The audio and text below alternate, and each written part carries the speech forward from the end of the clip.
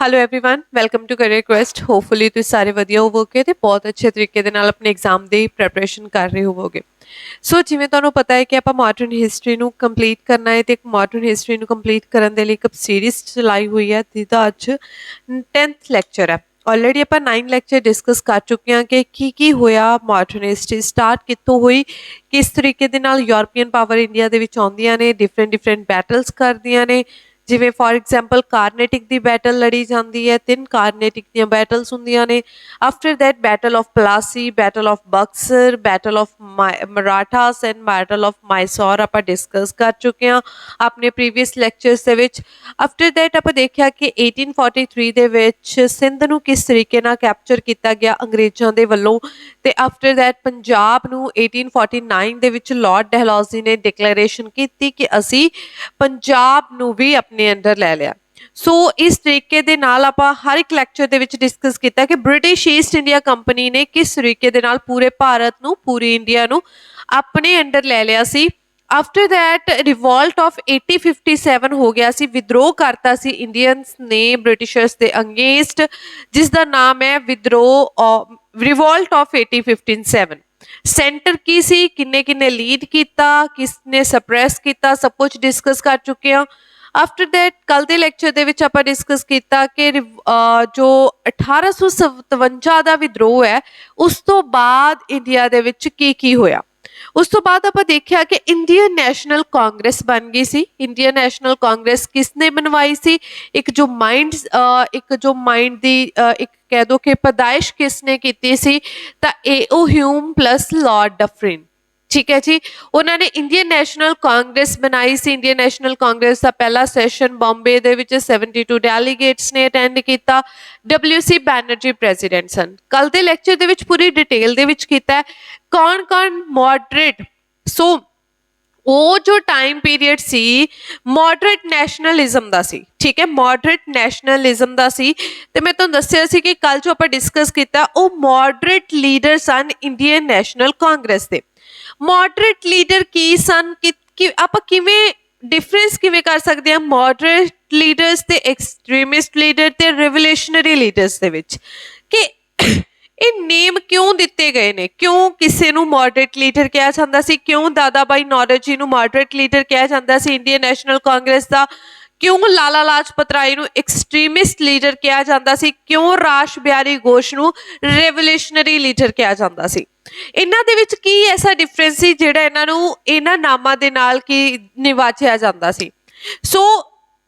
ਇਹਨਾਂ ਤੋਂ ਪਤਾ ਕਿਵੇਂ ਲੱਗਦਾ ਇਹਨਾਂ ਦੇ ਵਿੱਚ ਡਿਫਰੈਂਸ ਹੈ ਇਹਨਾਂ ਦੀ ਸੋਚ ਤੋਂ ਪਤਾ ਲੱਗਦਾ ਹੈ ਕਿ ਇਹ ਕੀ ਸੋਚ ਰੱਖਦੇ ਸਨ ਇਹ ਕਿਸ ਤਰੀਕੇ ਦੇ ਨਾਲ ਇੰਡੀਅਨਸ ਨੂੰ ਆਜ਼ਾਦੀ ਦਿਵਾਉਣਾ ਚਾਹੁੰਦੇ ਸਨ ਸੋ ਇਹੀ ਇਹਨਾਂ ਦੇ ਵਿੱਚ ਡਿਫਰੈਂਸ ਸੀ ਕੋਈ ਕਿਸੇ ਸੋਚ ਨੂੰ ਅਪਣਾ ਕੇ ਆਜ਼ਾਦੀ ਦਿਵਾਉਣਾ ਚਾਹੁੰਦਾ ਸੀ ਇੰਡੀਅਨਸ ਨੂੰ ਤੇ ਕੋਈ ਕਿਸੇ ਸੋਚ ਨੂੰ ਅਪਣਾ ਕੇ ਸਭ ਤੋਂ ਪਹਿਲਾਂ ਆਪਾਂ ਗੱਲ ਕਰਦੇ ਹਾਂ ਮੋਡਰੇਟ ਫੇਸ ਆਫ ਕਾਂਗਰਸ ਕਿ ਕਾਂਗਰਸ ਦਾ ਜਿਹੜਾ ਮੋਡਰੇਟ ਫੇਸ ਰਿਹਾ ਸੀ ਉਹਨਾਂ ਦੀਆਂ ਕੀ ਡਿਮਾਂਡ ਸੀ ਉਹਨਾਂ ਦੀ ਕੀ ਸਟ੍ਰੈਟਜੀ ਅਪਣਾਈ ਸੀ ਇੰਡੀਆ ਨੂੰ ਆਜ਼ਾਦੀ ਦਿਵਾਉਣ ਦੇ ਲਈ ਉਹਨਾਂ ਚੀਜ਼ਾਂ ਨੂੰ ਡਿਸਕਸ ਕਰਾਂਗੇ ਸੋ ਪਹਿਲਾਂ ਤੁਹਾਨੂੰ ਪਤਾ ਹੋਣਾ ਚਾਹੀਦਾ ਹੈ ਕਿ ਇੰਡੀਅਨ ਨੈਸ਼ਨਲ ਕਾਂਗਰਸ ਦਾ ਜਿਹੜਾ ਟਾਈਮ ਪੀਰੀਅਡ ਮੋਡਰੇਟ ਫੇਸ ਰਿਹਾ ਉਹ ਕਿੰਨੇ ਸਾਲ ਰਿਹਾ ਕਿਹੜੇ ਸਾਲ ਤੋਂ ਸਟਾਰਟ ਹੋ ਕੇ ਕਿਹੜੇ ਸਾਲ ਤੱਕ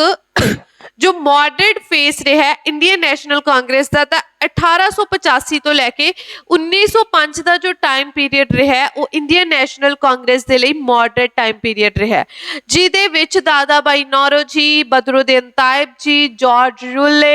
WC ਬੈਨਰਜੀ ਗੋਪਾਲ ਕ੍ਰਿਸ਼ਨ ਗੋਖਲੇ ਵਰਗੇ ਲੀਡਰਸ ਰਹੇ ਨੇ ਸੋ ਇਹਨਾਂ ਦੀ ਕੀ ਅਪਰੋਚ ਸੀ ਕਿ ਕਿਹੜੇ ਇਹਨਾਂ ਨੇ ਸਟ੍ਰੈਟਜੀ ਕਿਹੜੇ ਢੰਗ ਅਪਣਾਏ ਸੀ ਇੰਡੀਅਨ ਨੈਸ਼ਨਲ ਕਾਂਗਰਸ ਨੂੰ ਇੰਡੀਆ ਨੂੰ ਆਜ਼ਾਦੀ ਦਿਵਾਉਣ ਦੇ ਲਈ ਸੋ ਕਿਹੜੇ ਇਹਨਾਂ ਨੇ ਢੰਗ ਅਪਣਾਏ ਸੀ ਕਿਸ ਤਰੀਕੇ ਦਾ ਇਹਨਾਂ ਦਾ ਫੇਥ ਸੀ ਆਪਣੇ ਬ੍ਰਿਟਿਸ਼ਰਸ ਦੇ ਵਿੱਚ ਜਾਂ ਫਿਰ ਇਸ ਤੋਂ ਇਲਾਵਾ ਤੁਸੀਂ ਕਹਿ ਸਕਦੇ ਹੋ ਕਿ ਇਹਨਾਂ ਦੀਆਂ ਡਿਮਾਂਡਸ ਪੂਰੀਆਂ ਕੀਤੀਆਂ ਗਈਆਂ ਸਨ ਕਿ ਨਹੀਂ ਉਹ ਸਭ ਕੁਝ ਅੱਜ ਦੇ ਲੈਕਚਰ ਦੇ ਵਿੱਚ ਡਿਸਕਸ ਕਰਦੇ ਹਾਂ ਸਭ ਤੋਂ ਪਹਿਲਾਂ ਆਪਾਂ ਗੱਲ ਕਰਾਂਗੇ ਕਿ moderate face of Indian national Congress 1885 ਤੋਂ ਲੈ ਕੇ 1905 ਦਾ ਟਾਈਮ ਪੀਰੀਅਡ ਡਿਸਕਸ ਕਰਦੇ ਹਾਂ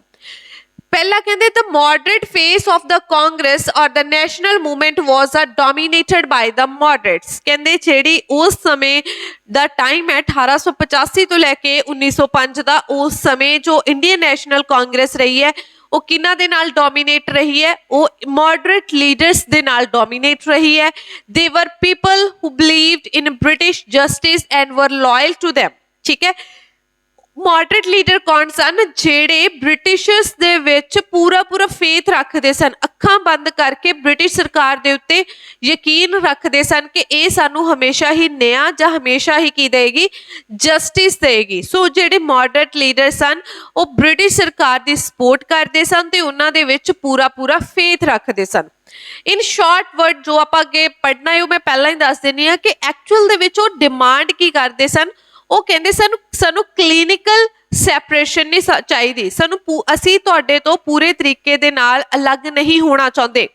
ਮੋਡਰੇਟ ਲੀਡਰ ਕੀ ਕਹਿੰਦੇ ਸਨ, ਬ੍ਰਿਟਿਸ਼ ਈਸਟ ਇੰਡੀਆ ਬ੍ਰਿਟਿਸ਼ਰਸ ਨੂੰ ਕਹਿੰਦੇ ਸਨ ਕਿ ਅਸੀਂ ਤੁਹਾਡੇ ਤੋਂ ਪੂਰੇ ਤਰੀਕੇ ਨਾਲ ਅਲੱਗ ਨਹੀਂ ਹੋਣਾ ਚਾਹੁੰਦੇ, ਅਸੀਂ ਜਸਟ ਕੀ ਚਾਹੀਦੀ ਹੈ, ਸਾਨੂੰ ਲਿਮਟਿਡ ਜੀ ਸੈਲਫ ਗਵਰਨਮੈਂਟ ਚਾਹੀਦੀ ਹੈ। ਕਹਿਣ ਦਾ ਭਾਵ ਕਿ ਜਿਹੜੀ ਗਵਰਨਮੈਂਟ ਤੁਸੀਂ ਬਣਾਈ ਹੈ ਉਹਦੇ ਵਿੱਚ ਸਾਨੂੰ ਇੰਡੀਅਨਸ ਨੂੰ ਪਾਰਟਿਸਿਪੇਸ਼ਨ ਚਾਹੀਦਾ, ਦੈਟਸ ਇਟ। ਅਸੀਂ ਪੂਰੇ ਤਰੀਕੇ ਦੇ ਨਾਲ ਤੁਹਾਡੇ ਤੋਂ ਅਲੱਗ ਨਹੀਂ ਹੋਣਾ ਚਾਹੁੰਦੇ। ਵਾਈ? ਬਿਕਾਜ਼ ਜਿਹੜੇ ਮੋਡਰੇਟ ਲੀਡਰ ਸਨ ਉਹ ਬ੍ਰਿਟਿਸ਼ ਸਰਕਾਰ ਦੇ ਉੱਤੇ ਪੂਰਾ ਯਕੀਨ, ਪੂਰਾ ਫੇਥ ਤੇ ਇਹ ਸਮਝਦੇ ਸਨ ਕਿ ਬ੍ਰਿਟਿਸ਼ ਸਰਕਾਰ ਸਾਨੂੰ ਪੂਰਾ ਕੀ ਦੇਗੀ, ਨਿਆਂ ਦੇਗੀ। ਸੋ ਇਹ ਸੀ ਮੋਡਰੇਟ ਲੀਡਰਸ ਦਾ ਜੋ ਮੇਨ ਇੱਕ ਡਿਫਰੈਂਸ ਦਿਖਦਾ ਹੈ ਸਾਨੂੰ ਐਕਸਟ੍ਰੀਮਿਸਟ ਲੀਡਰ ਤੋਂ। ਸੋ ਏਮ ਤੇ ਡਿਮਾਂਡਸ ਕੀ ਸਨ, ਮੋਡਰੇਟ ਲੀਡਰ ਕੀ ਏਮ, ਉਹਨਾਂ ਦਾ ਏਮ ਕੀ ਸੀ, ਉਹ ਕਿਸ ਚੀਜ਼ ਦੇ ਲਈ ਸਟਰਗਲ ਕਰ ਰਹੇ ਸਨ, ਕਿਸ ਚੀਜ਼ ਦੇ ਲਈ ਉਹ ਇੰਡੀਅਨ ਨੈਸ਼ਨਲ ਕਾਂਗਰਸ ਦੇ ਵਿੱਚ ਪੈ ਕੇ ਇੰਡੀਆ ਦੀ ਫਰੀडम्स ਦੇ ਲਈ ਲੜ ਰਹੇ ਸਨ, ਕੀ ਸੀ ਉਹਨਾਂ ਦੇ ਏਮ ਤੇ ਕੀ ਸੀ ਉਹਨਾਂ ਦੀਆਂ ਡਿਮਾਂਡਸ, ਉਹਨਾਂ ਦੀਆਂ ਮੰਗਾਂ ਕੀ ਸਨ। ਫਸਟ ਹੈ ਕਹਿੰਦੇ education of the masses and organising public opinion make people aware of there rights. ਉਹ ਕਹਿੰਦੇ ਸਨ ਕਿ ਇੰਡੀਆ ਦੇ ਹਰ ਇੱਕ ਬੰਦੇ ਨੂੰ ਐਜੂਕੇਸ਼ਨ ਪ੍ਰੋਵਾਈਡ ਕਰਵਾਈ ਜਾਵੇ, ਹਰ ਇੱਕ ਇਨਸਾਨ ਨੂੰ, ਇੰਡੀਆ ਦੇ ਨੂੰ, ਨਾਗਰਿਕ ਨੂੰ ਉਹਨੂੰ ਐਜੂਕੇਸ਼ਨ ਪ੍ਰੋਵਾਈਡ ਕਰਵਾਈ ਜਾਵੇ ਤਾਂ ਜੋ ਉਹ ਇਨਸਾਨ ਜਾਂ ਉਹ ਬੱਚਾ ਜਾਂ ਉਹ ਮਨੁੱਖ ਆਪਣੇ ਰਾਈਟਸ ਦੇ ਲਈ, ਆਪਣੇ ਹੱਕਾਂ ਦੇ ਲਈ ਅਵੇਅਰ ਹੋ ਸਕੇ, ਉਹਨੂੰ ਪਤਾ ਲੱਗਣ ਕਿ ਮੇਰੇ ਹੱਕ ਕੀ ਨੇ। ਨੈਕਸਟ ਕਹਿੰਦੇ Indian repression in executive council in the Indian council in London. ਉਹ ਕਹਿੰਦੇ ਸਨ, ਕਹਿੰਦੇ ਇੰਡੀਆ ਦੀ ਪਾਰਟਿਸਿਪੇਸ਼ਨ ਚਾਹੀਦੀ ਹੈ, ਜਿਹੜੇ ਇਹਨਾਂ ਨੇ ਐਗਜ਼ੀਕਿਊਟਿਵ ਕਾਉਂਸਿਲ ਬਣਾ ਰੱਖੀ ਹੈ ਜਾਂ ਲੈਜਿਸਲੇਟਿਵ ਕਾਉਂਸਿਲ ਬਣਾ ਰੱਖੀ ਹੈ, ਉਹਦੇ ਵਿੱਚ ਕੋਈ ਮੈਂਬਰ ਤਾਂ ਇੰਡੀਆ ਦਾ ਰੱਖੋ, ਇੰਡੀਅਨਸ ਦਾ ਤਾਂ ਉਹਦੇ ਵਿੱਚ ਕੋਈ ਮੈਂਬਰ ਨਹੀਂ ਸੀ। ਸੋ ਦੈਟਸ ਵਾਈ ਉਹ ਕਹਿੰਦੇ ਸੀ ਕਿ ਉਹਦੇ ਵਿੱਚ ਵੀ ਇੰਡੀਅਨਾਈਜੇਸ਼ਨ ਕੀਤੀ ਜਾਵੇ। ਇਸ ਤੋਂ ਇਲਾਵਾ reform of the legislative council, already ਮੈਂ ਦੱਸ ਚੁੱਕੀ ਹਾਂ ਕਿ ਜਿਹੜੀ ਲੈਜਿਸਲੇਟਿਵ ਕਾਉਂਸਿਲ ਹੈ ਉਹਦੇ ਵਿੱਚ ਕੁਛ ਕੀ ਕੀਤੀਆਂ ਜਾਣ, ਰਿਫਾਰਮਸ ਕੀਤੀਆਂ ਜਾਣ। ਨੈਕਸਟ ਹੈ ਕਹਿੰਦੇ separation of executive from judiciary. ਉਹਨਾਂ ਨੇ ਇਹ ਡਿਮਾਂਡ ਰੱਖਤੀ ਸੀ ਜੋ ਸਾਡੇ DPSP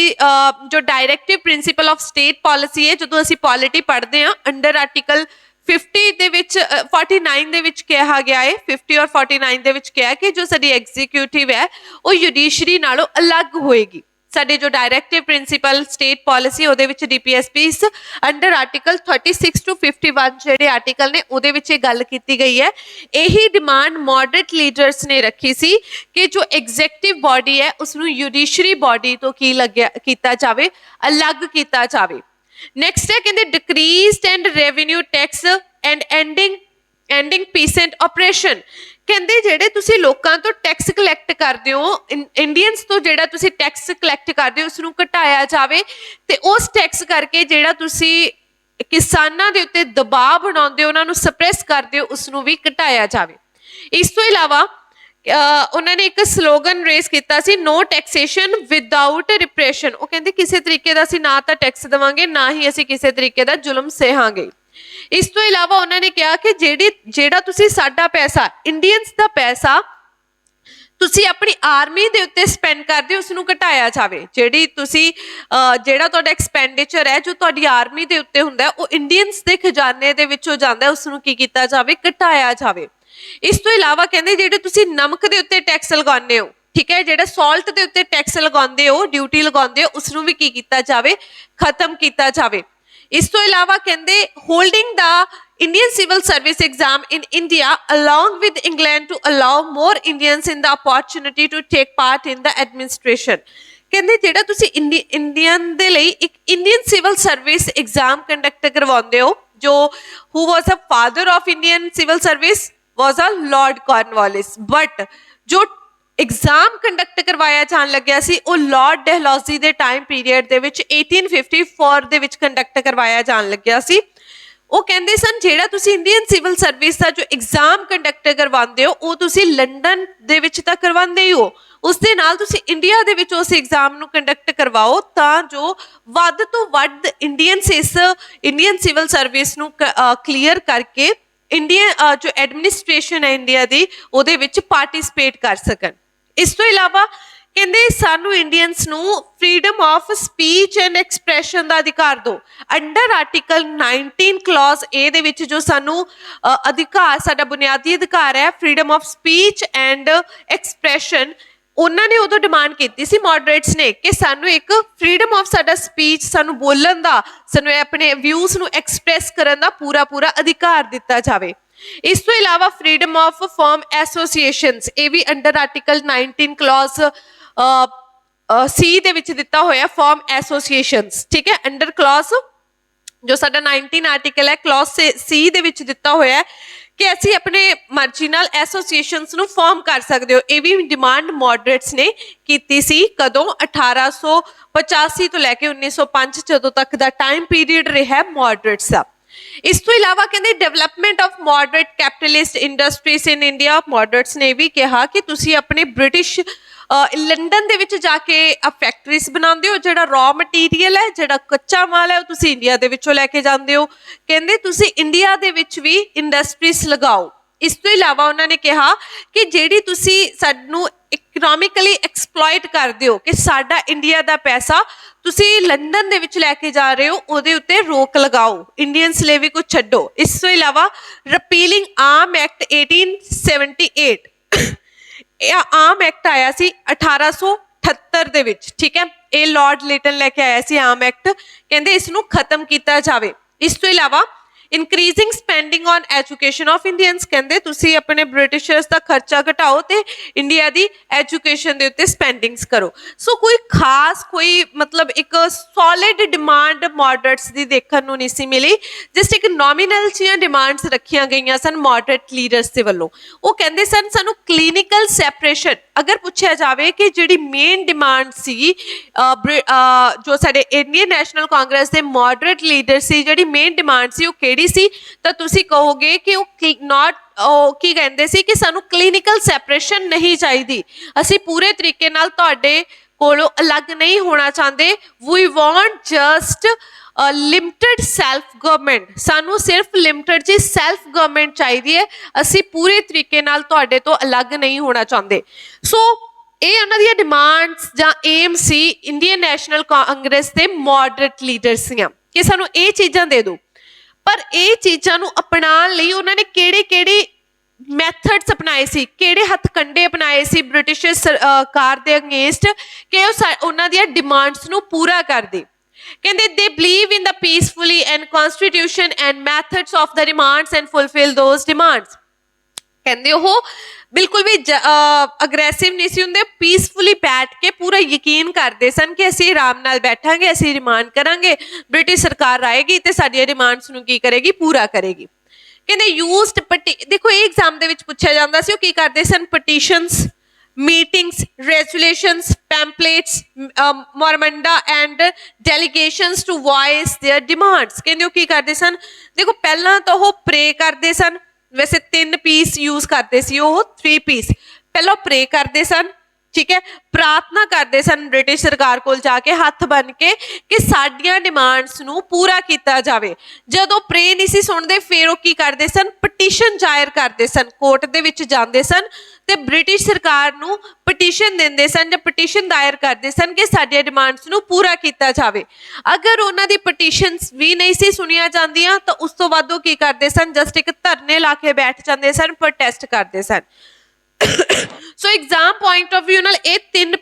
3P ਬਹੁਤ ਜ਼ਿਆਦਾ ਇੰਪੋਰਟੈਂਟ ਨੇ, ਤੁਹਾਨੂੰ ਐਗਜ਼ਾਮ ਦੇ ਵਿੱਚ ਪੁੱਛਿਆ ਜਾ ਸਕਦਾ ਹੈ ਕਿ ਕਿਹੜਾ ਹੱਥਕੰਡਾ ਅਪਣਾਉਂਦੇ ਸਨ ਮੋਡਰੇਟ ਲੀਡਰਸ ਆਪਣੀਆਂ ਡਿਮਾਂਡਸ ਨੂੰ ਪੂਰਾ ਕਰਵਾਉਣ ਦੇ ਲਈ, ਤਾਂ 3Ps ਨੂੰ ਯੂਜ਼ ਕਰਦੇ ਸਨ, ਪ੍ਰੇ ਕਰਦੇ ਸਨ, ਪਟੀਸ਼ਨ ਕਰਦੇ ਸਨ ਜਾਂ ਫਿਰ ਕੀ ਕਰਦੇ ਸਨ, ਪ੍ਰੋਟੈਸਟ ਕਰਦੇ ਸਨ। That's it. ਇਸ ਤੋਂ ਇਲਾਵਾ ਕਹਿੰਦੇ ਹੈਡ ਕੰਪਲੀਟ ਫੇਥ ਇਨ ਬ੍ਰਿਟਿਸ਼ ਜਸਟਿਸ ਸਿਸਟਮ, ਕਹਿੰਦੇ ਉਹਨਾਂ ਨੂੰ ਐਕਚੁਅਲ ਦੇ ਵਿੱਚ ਮੈਂ ਆਲਰੇਡੀ ਦੱਸ ਹੀ ਚੁੱਕੀ ਹਾਂ ਜਿਵੇਂ ਕਿ ਉਹਨਾਂ ਨੂੰ ਬ੍ਰਿਟਿਸ਼ ਸਰਕਾਰ ਦੇ ਜਸਟਿਸ ਦੇ ਵਿੱਚ, ਉਹਦਾ ਨਿਆਂਪਾਲਿਕਾ ਦੇ ਵਿੱਚ ਪੂਰਾ ਕੀ ਸੀ, ਯਕੀਨ ਸੀ ਕਿ ਹਮੇਸ਼ਾ ਹੀ ਕੀ ਕਰਦੇ ਨੇ, ਜਸਟਿਸ ਹੀ ਕਰਨਗੇ ਸਾਡੇ ਨਾਲ। ਇਸ ਤੋਂ ਇਲਾਵਾ ਕਹਿੰਦੇ confined to the educated classes only, did not try to employ the masses, ਕਹਿੰਦੇ ਐਕਚੁਅਲ ਦੇ ਵਿੱਚ ਕੀ ਸੀ, ਜਦੋਂ ਮੋਡਰੇਟ ਲੀਡਰ ਦਾ ਟਾਈਮ ਪੀਰੀਅਡ ਸੀ ਨਾ, ਜਦੋਂ ਦਾਦਾ ਭਾਈ ਨੌਰੋਜੀ ਵਰਗੇ, ਗੋਪਾਲ ਕ੍ਰਿਸ਼ਨ ਗੋਖਲੇ ਵਰਗੇ ਇਸ ਲੀਡਿੰਗ ਪ੍ਰੋਸੈਸ ਦੇ ਵਿੱਚ ਸਨ, ਇੰਡੀਅਨ ਨੈਸ਼ਨਲ ਕਾਂਗਰਸ ਦੇ ਲੀਡਰ ਸਨ, ਉਸ ਸਮੇਂ ਜਿਹੜੀ ਪਾਵਰ ਸੀ ਉਹ ਸਿਰਫ ਕੁਝ ਐਜੂਕੇਟਡ ਲੋਕਾਂ ਦੇ ਹੱਥਾਂ ਦੇ ਵਿੱਚ ਸੀ, ਨਾ ਕਿ ਪੂਰੇ ਇੰਡੀਆ ਦੇ ਲੋਕਾਂ ਦੇ ਹੱਥਾਂ ਦੇ ਵਿੱਚ। ਸੋ ਇਹ ਜੋ ਪਾਵਰ ਸੀ ਪੂਰੀ, ਇਹ ਜਸਟ ਥੋੜੇ ਬਹੁਤੇ ਜਿਹੜੇ ਐਜੂਕੇਟਡ ਲੋਕ ਸੀ ਇੰਡੀਆ ਦੇ, ਉਹਨਾਂ ਦੇ ਹੱਥਾਂ ਵਿੱਚ ਸੀ। ਕਹਿੰਦੇ they aimed only at getting political rights and self government under British dominion। ਸੋ ਇਹ ਲਾਈਨ ਬਹੁਤ ਇੰਪੋਰਟੈਂਟ ਹੈ। ਕਹਿੰਦੇ ਉਹ ਜਸਟ ਕੀ ਚਾਹੁੰਦੇ ਸਨ ਕਿ ਸਾਨੂੰ ਥੋੜੀ ਮੋਟੇ ਸਾਡੇ ਪੋਲੀਟੀਕਲ, ਸਾਡੇ ਰਾਜਨੀਤਿਕ ਸਾਨੂੰ ਅਧਿਕਾਰ ਦੇ ਦਿੱਤੇ ਜਾਣ, ਐਂਡ ਅਸੀਂ ਰਵਾਂਗੇ ਕਿਹਨਾਂ ਦੇ ਅੰਡਰ, ਕਿਹਨਾਂ ਦੀ ਡੋਮੇਨੀਅਨ ਦੇ ਅੰਦਰ ਰਵਾਂਗੇ, ਅਸੀਂ ਸਿਰਫ ਬ੍ਰਿਟਿਸ਼ਰਸ ਦੀ ਡੋਮੇਨੀਅਨ ਦੇ ਅੰਡਰ ਹੀ ਰਹਿਣਾ ਚਾਹੁੰਦੇ ਆ, ਜਸਟ ਸਾਨੂੰ ਸਾਡੇ ਥੋੜੇ ਇੱਕ ਰਾਜਨੀਤਿਕ ਅਧਿਕਾਰ ਸਾਨੂੰ ਦੇ ਦਿੱਤੇ ਜਾਣ, ਜਾਂ ਇਸ ਤੋਂ ਇਲਾਵਾ ਸਾਨੂੰ ਥੋੜੀ ਜਿਹੀ ਕੀ ਹੈ, ਇੰਡੀਆ ਦੀ ਐਡਮਿਨਿਸਟ੍ਰੇਸ਼ਨ ਦੇ ਵਿੱਚ ਕੀ ਦੇ ਦਿੱਤੀ ਜਾਵੇ, ਪਾਰਟਿਸਿਪੇਸ਼ਨ ਦਿੱਤੀ ਜਾਵੇ, ਜਾਂ ਇਸ ਤੋਂ ਇਲਾਵਾ ਸਾਨੂੰ ਥੋੜੀ ਜਿਹੀ ਸੈਲਫ ਗਵਰਨਮੈਂਟ ਦੇ ਦਿੱਤੀ ਜਾਵੇ। ਨੈਕਸਟ ਹੈ ਕਹਿੰਦੇ ਹੁਣ ਦੇਖਦੇ ਹਾਂ ਕਿ ਉਹਨਾਂ ਨੇ ਜਿਹੜੇ ਡਿਮਾਂਡਸ ਪੂਰੀਆਂ ਕਰਨ ਦੇ ਲਈ, ਆਪਣੀਆਂ ਡਿਮਾਂਡਸ ਨੂੰ, ਮੰਗਾਂ ਨੂੰ ਮਨਵਾਉਣ ਦੇ ਲਈ ਜਿਹੜੇ ਮੈਥਡ ਅਪਣਾਏ ਸਨ, ਕੀ ਉਹ ਸਕਸੈਸਫੁਲ ਹੋ ਸਕੇ ਸੀ ਕਿ ਨਹੀਂ ਹੋ ਸਕੇ ਸੀ। ਪਹਿਲਾਂ ਕਹਿੰਦੇ Indian council act 1892 was a first achievement of the Indian national congress. 1892 ਦੇ ਵਿੱਚ ਇੱਕ ਇੰਡੀਅਨ ਕਾਉਂਸਿਲ ਐਕਟ ਆਂਦਾ 1892 ਦੇ ਵਿੱਚ, ਠੀਕ ਹੈ। ਇਹ ਪਹਿਲੀ ਅਚੀਵਮੈਂਟ ਸੀ ਇੰਡੀਅਨ ਨੈਸ਼ਨਲ ਕਾਂਗਰਸ ਦੀ ਆਪਣੀਆਂ ਡਿਮਾਂਡਸ ਨੂੰ ਪੂਰਾ ਕਰਵਾਉਣ ਦੇ ਲਈ। ਕਿਹਦੇ ਵਿੱਚ ਉਹਨਾਂ ਦੀਆਂ ਥੋੜੀਆਂ ਮੋਟੀਆਂ ਜਿਹੜੀਆਂ ਡਿਮਾਂਡਸ ਪੂਰੀਆਂ ਕੀਤੀਆਂ ਗਈਆਂ ਸਨ, ਉਹ ਇੰਡੀਅਨ ਕਾਉਂਸਿਲ ਐਕਟ 1892 ਦੇ ਵਿੱਚ ਕੀਤੀਆਂ ਗਈਆਂ ਸਨ। ਸੋ ਜਿਵੇਂ ਕਹਿੰਦੇ this act increased the size of the legislative council and also increased the proportion of non-officials in them। ਕਹਿੰਦੇ ਉਹਨਾਂ ਨੇ ਪਹਿਲੀ ਡਿਮਾਂਡ ਆਪਾਂ ਪੜ੍ਹੀ ਸੀ ਨਾ ਕਿ ਸਾਨੂੰ ਜਿਹੜੀ ਲੈਜਿਸਲੇਟਿਵ ਕਾਉਂਸਿਲ ਹੈ ਉਹ ਐਕਸਪੈਂਡ ਚਾਹੀਦੀ ਹੈ, ਉਹਦੇ ਵਿੱਚ ਇੰਡੀਅਨਾਈਜੇਸ਼ਨ ਚਾਹੀਦੀ ਹੈ। ਕਹਿੰਦੇ ਚਲੋ ਠੀਕ ਹੈ, ਅਸੀਂ ਤੁਹਾਡੀ ਲੈਜਿਸਲੇਟਿਵ ਕਾਉਂਸਿਲ ਦੇ ਵਿੱਚ ਥੋੜੀ ਮੋਟੀ ਕੀ ਕਰ ਦਿੰਦੇ ਆ, ਇੰਡੀਅਨਾਈਜੇਸ਼ਨ ਕਰ ਦਿੰਦੇ ਆ। They were able to sow the seed of nationalism in people। ਉਹਨਾਂ ਨੂੰ ਪਤਾ ਸੀ ਕਿ ਹੁਣ ਇੰਡੀਅਨਸ ਦੇ ਅੰਡਰ ਕੀ ਹੈ, ਇੱਕ ਆਪਣੇ ਨੇਸ਼ਨ ਨੂੰ ਲੈ ਕੇ ਜਿਹੜਾ ਬੀਜ ਹੈ ਉਹ ਉੱਗ ਚੁੱਕਿਆ। They popularized idea like democracy and liberty and equality। ਠੀਕ ਹੈ, ਉਹਨਾਂ ਨੇ ਡੈਮੋਕ੍ਰੇਸੀ, ਲੋਕਤੰਤਰ, ਆਜ਼ਾਦੀ ਤੇ ਇਕੁਐਲਿਟੀ, ਬਰਾਬਰਤਾ ਦੇ ਜਿਹੜੇ ਆਈਡੀਆਸ ਨੇ ਉਹਨਾਂ ਨੂੰ ਵਧਾਉਣ ਦੀ ਕੋਸ਼ਿਸ਼ ਕੀਤੀ। They exposed many draining economic policies of the Britishers। Leaders like Gopal Krishan Gokhale, born on this one, and M. Ranade were social reformers too and opposed child marriage and imposed widow। So actual ਦੇ ਵਿੱਚ ਕੀ ਹੋਇਆ ਕਿ ਜਿਹੜੀਆਂ ਇਹਨਾਂ ਨੇ ਆਪਣੀਆਂ ਜਿਹੜੇ methods ਅਪਣਾਏ ਸਨ, ਇੰਡੀਅਨ ਨੈਸ਼ਨਲ ਕਾਂਗਰਸ ਦੇ ਮੋਡਰੇਟ ਲੀਡਰਸ ਨੇ ਆਪਣੀਆਂ ਡਿਮਾਂਡਸ ਨੂੰ ਪੂਰਾ ਕਰਵਾਉਣ ਦੇ ਲਈ ਜਿਹੜੇ ਮੈਥਡ ਅਪਣਾਏ ਸਨ, ਉਹ ਕਿਸੇ ਹੱਦ ਤੱਕ ਪੂਰੇ ਨਹੀਂ ਸੀ ਹੋਏ। ਜੋ ਇੰਡੀਅਨ ਕਾਉਂਸਿਲ ਐਕਟ ਆਇਆ ਸੀ 1892 ਦੇ ਵਿੱਚ, ਇਹਦੇ ਵਿੱਚ ਉਹਨਾਂ ਨੇ ਕੀ ਕਿਹਾ,